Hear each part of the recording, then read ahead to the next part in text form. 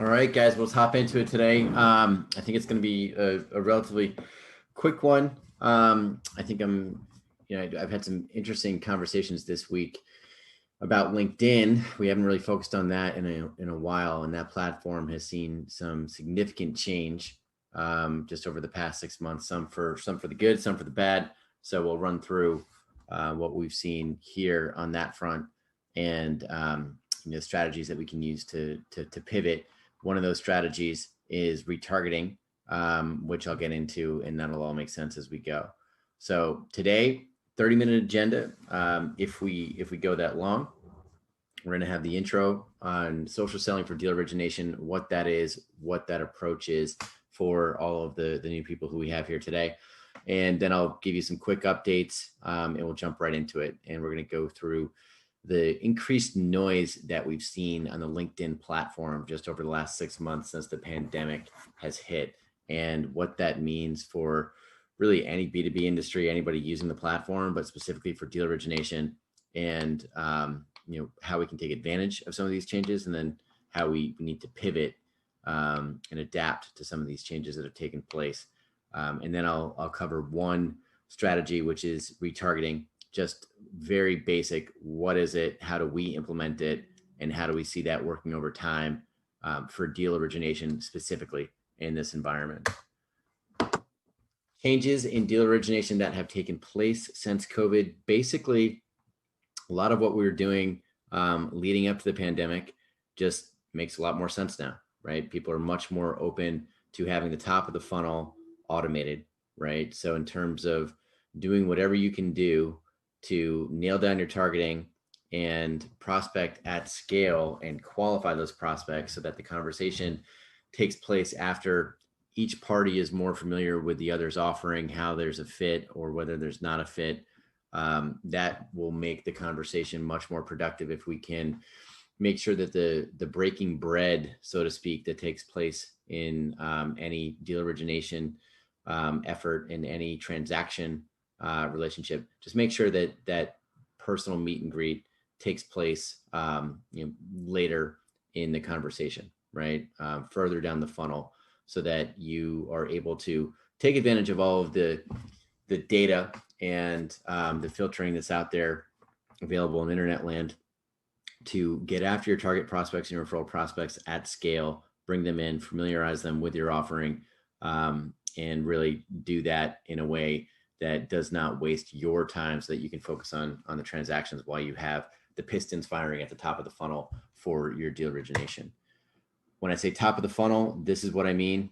The top of the funnel is really, I use the conference analogy a lot. So if you're at a conference and you're meeting somebody, you're exchanging a business card, you see that there's enough overlap to exchange the business card, but you're going to be having ongoing conversations before you get to talk about any sort of deal. For the most part, you might have a one-off hit where you find somebody who has such clear overlap and the timing is right that you wind up talking about a deal right there on the spot. But more often than not, holding onto that business card, putting that into your outreach, making sure that you have a strategy for ongoing communication, that is what winds up being most important for your business as you build that going forward. No difference with online deal origination. Same exact strategy.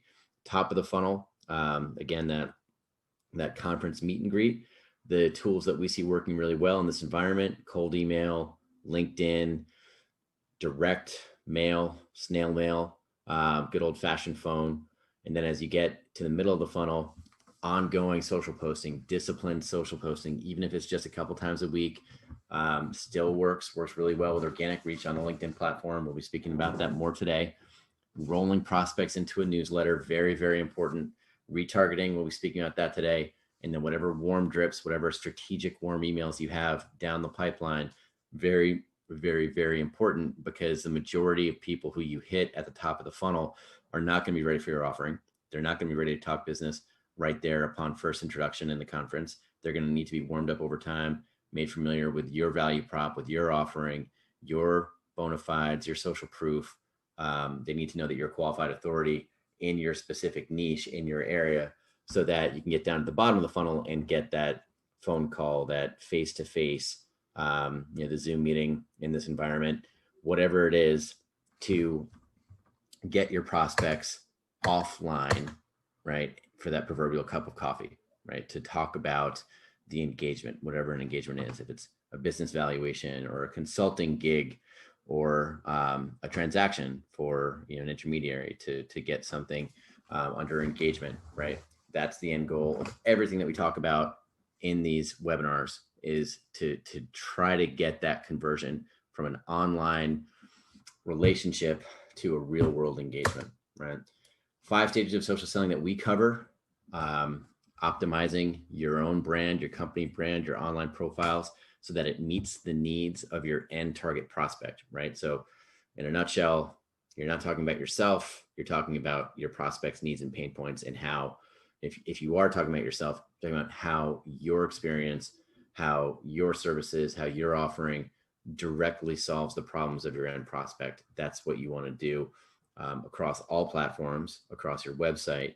But today we'll be talking specifically about LinkedIn targeting, taking advantage of all of the really wonderful tools that are out there today for targeting, right? For database targeting, making sure that you nail that piece, that you're not wasting time, so that you can really just go sniping at scale, right? Putting the business owners, your target niche business owner prospects, in the crosshairs, and just having that outreach be right on target, right? Same thing with the referral prospects, the financial advisors, the accountants, the lawyers, making sure that you have all of those targets really nailed down so you can build multiple campaigns, this third phase, specific to each prospect, right? So you're running these multiple campaigns to bring them into your ecosystem, to bring them into your network, to get those business cards at the conference at scale, and then put them into your nurture pipeline, right? Your nurture pipeline is the equivalent of giving all of your business cards to your admin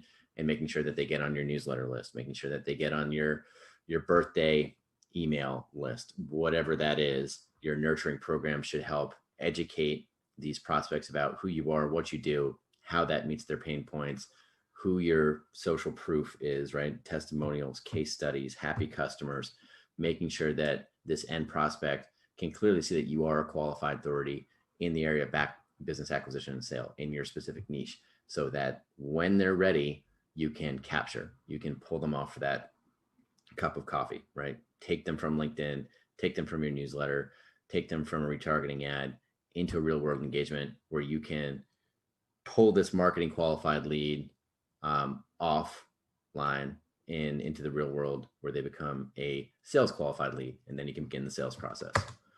So updates, I'm just going to skip those right now because we've had so many coming through. Really excited about what's happening with the platform through year end for BizNexus, and then BN.Digital. We've got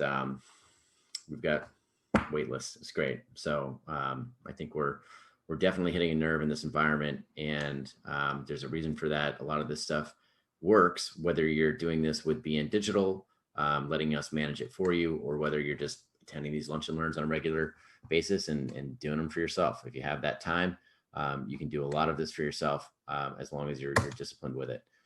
How to access our services, just go to biznexus.com or go to bn.digital. You'll find us there. So today, I mentioned we are in this capture phase. That's all we're going to be talking about. I am going to be touching on what has happened with LinkedIn, and then some retargeting. This came up yesterday in a call with a client where a female client of mine had been approached. And I've heard a lot of these stories, unfortunately. People are starting to use LinkedIn as a dating platform, making approaches for it's gotten to be messy in this environment. The messaging has gotten political. It's gotten personal. Conversations are not sticking to general business or ideally your niche. There's a lot more activity. There's been a clear bump in activity since COVID hit. You have vendors that are looking for business. You have people who are doing well, maybe not so well. Either way, they're increasing their activity online. They're on the platform. They're messaging. They're making the approach. You have a lot of job seekers out there, and B2B professionals and business owners. Yes, anybody who is in business has been on the LinkedIn platform has been increasingly engaged. The problem is there are just a lot of people. There's a lot of noise. So it presents a really nice opportunity because you have more activity, you have more valuable eyeballs, and a deeper prospecting pool, especially if you're doing what we're doing here in these webinars on an ongoing basis. If you are filling up your online Rolodex, so to speak, with those valuable eyeballs, it presents a tremendous opportunity in this environment to be able to get your message out there, to be able to get your value proposition out there on an ongoing basis. That's still there, much more so, arguably. The downside is that you got to filter through the crap. You got to filter through people who are, using LinkedIn as a dating platform, or, making an approach to try to get you to engage on a political front. And unfortunately, there's a lot more of that today than there was just 3 months ago, 6 months ago. Ads are costly. You have a lot more activity. You have more people flooding into advertising. That's pushed it up for the boutiques of the world. Advertising on LinkedIn is fantastic if you have budget for that, but it's not the first place to spend your budget. Following these organic tactics that we cover week to week here is really important. And you can get a lot of the benefit of LinkedIn taking advantage of their organic reach without paying for advertising if you do what we cover here. So what is still working well on LinkedIn? Again, I'm just going to go back to the basis of my philosophy for this platform. It should be viewed as the tip of the spear, right? It should be viewed as a great platform for leveraging data and targeting to get right in front of that end prospect, to get right in front of your referral prospects, and to get them into your Rolodex, to get that business card exchange, right? And then in terms of prospect visibility, you're not going to find another platform where you can just click through their profile and see points of commonality that allow you to make an approach from a sales standpoint, to very quickly determine whether this is a qualified lead or somebody who you don't want to be speaking with. You don't get that anywhere else, right? To get that kind of visibility from a B2B standpoint, LinkedIn's the only game in town for this, and they're still doing that very, very well. The organic reach is still there, right? So if you're posting on an ongoing basis and you're doing it the right way, you're going to get a lot of eyeballs on those posts. It presents a great opportunity for free advertising, right? Thinking of LinkedIn as a highly targeted billboard where you can determine what traffic is in front of that billboard on an ongoing basis, right? So if you're posting about being a qualified authority in the industry of business acquisition and sale, for example, if you have business owners and financial advisors and accountants and lawyers in your network, increasing on an ongoing basis, seeing that messaging, that is free ongoing advertising. It's free ongoing top of mind advertising. You should absolutely take advantage of that as long as it's still available, because that organic reach, maybe soon, who knows, but at some point that's just going to diminish, as it does on all of these platforms. LinkedIn, what else works? Great shelf life for all of your posting, right? It's not like Instagram or Facebook where these posts will stay up for a few hours and then they're gone. LinkedIn, if you write an article, if you share a post, your network can log in a week later and see that post, right? These posts stay out there in internet land. They live out there and continue to gain traction and gain eyeballs. Really valuable. It's an investment in putting your brand out there every time that you post, and that investment can continue to gain value as long as that post is out there in front of the valuable eyeballs that you're bringing into your network, right? You can think of LinkedIn as a conference platform, right? You get to meet people, the meet and greet. You get to clearly establish your value proposition. You get to do this in a highly targeted fashion, much better than a traditional in-person conference. And if you're doing that the right way, leveraging data, fantastic opportunity. You have to be on the platform. Now, again, what's not working is the noise, right? So making an ask without warming a prospect first, that's always been a faux pas on this platform. Today, much more so, because so many people are doing it, which means that if you do it the right way, you can really stand apart. Ideally, in my mind, if you're going to make any sort of salesy ask, just do it off channel, right? You don't want to do it on LinkedIn. You can state your value proposition, but then you need to have a strategy for making that ask off channel at the appropriate time, right? So again, going back to the conference analogy, if you think of LinkedIn as a conference, the conference has just gotten packed. It's gotten a lot more noisy, right? You're wandering around a crowded conference.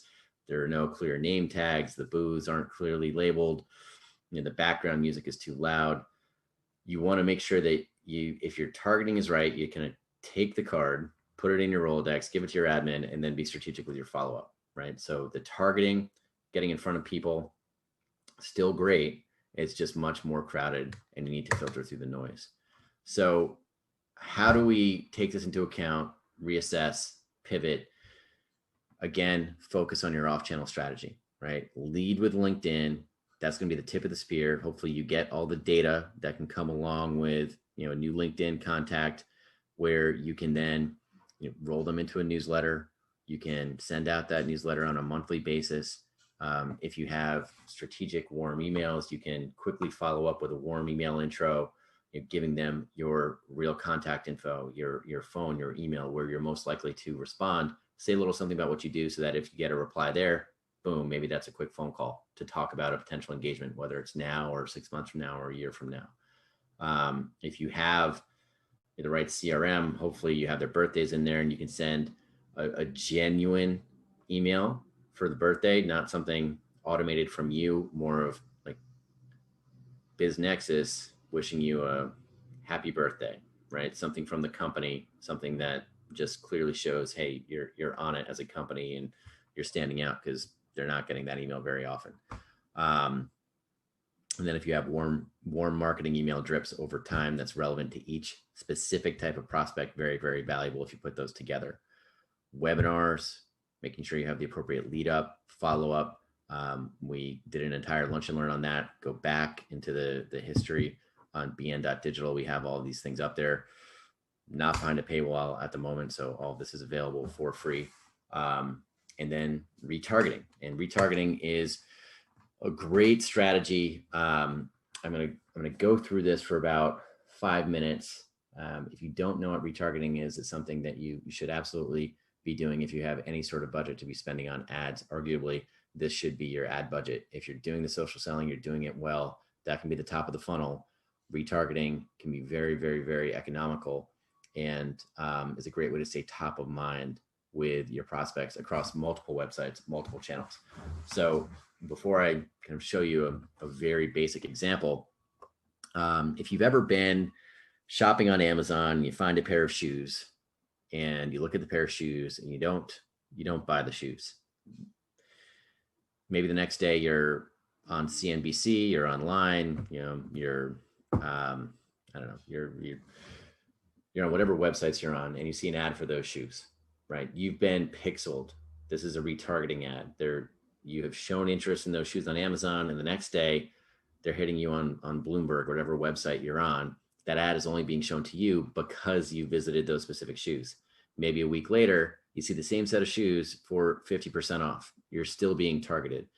In business acquisition and sale, in the world of deal origination, this is highly, highly, highly valuable, because we all know that 90% of the people who you approach right off the bat are not going to be ready to have a discussion about business valuation, right? Are not going to be ready to trust you. They don't know you. Why would they talk about their numbers, right? Selling their business, what their plans are.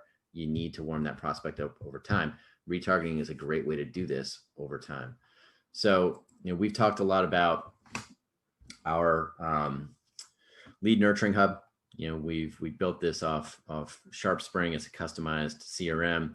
And, the way we like to do it is at the top of the funnel, we have different personas coming in, right? So maybe we've got boomer owner John, right? And so for every boomer owner who we bring in at the top of the funnel, they're going to be entered in, they're going to be classified as boomer owner John, and then they're going to be entered into drips, right? And this is just an example, because we're not actually out there doing these drips for business owners, because we're not acting as a broker. But for example, we'll have owners who need to be placed with intermediaries, and so we definitely do that. BizNexus exists to help connect buyers to intermediary listings and sellers to intermediaries. So if we're going to have a drip about why you need an intermediary or how to get matched with the best intermediary, we're going to start by identifying a target as boomer owner John, right? And from there, they can be entered into the warm email drip. They can be entered into retargeting advertising through this tool called Perfect Audience, right? We have this available in our lead nurturing hub where you can put in specific web pages. So if you have a sell a business web page, for example, on your website, you can put that in, drop a pixel on the page, and then you can create ads to be shown to people who have only visited that page, right? Or only to people who have visited that page, right? So people who have clearly shown an interest, they've been reading your sell a business page, but they haven't clicked to reach out. They're not ready, right? They're not there. They don't want to schedule a meeting in your calendar. You can start showing them ads, video ads, display ads, specifically focused on your value proposition for selling a business, right? Maybe it's a display ad for been thinking about your exit options. Call now for a free consultation. Want to know who your company's buyers might be in this market.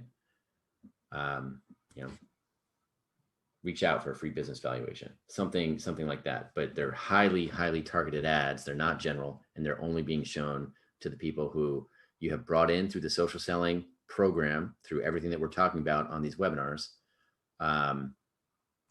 And you're showing ads to them that way. So you're not just blowing a bunch of money on general PPC and hoping that people who are over 50 might have a business or would be interested in selling a business.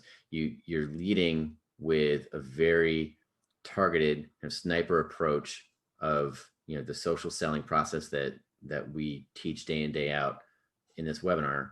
And then you're following with the advertising. You're staying on them top of mind through retargeting advertising across websites, across channel, whatever sites they're on.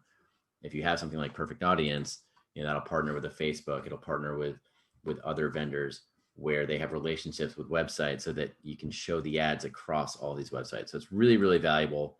You can do it for a couple $100 a month. And if you're a Main Street broker, you might be able to just implement that and make sure that you're covered from a retargeting standpoint, mid to bottom of the funnel. So that's it. That is the gist for today. We are just coming up on about 30 minutes. And I'm going to leave it at that. If anybody has any questions, you can fire away. Typically, we do get the questions in the survey, which will go out after. As soon as I click end Zoom, you're going to get a survey. I'd appreciate it if you'd fill it out so that you can just give us some feedback. What works, what doesn't work, what do you want us to cover? That's really how we do these things on an ongoing basis. So I don't see any questions, so I am going to close it out because we're all busy. Thankfully, hopefully it stays that way. And I'll see you all next week. Thanks, guys.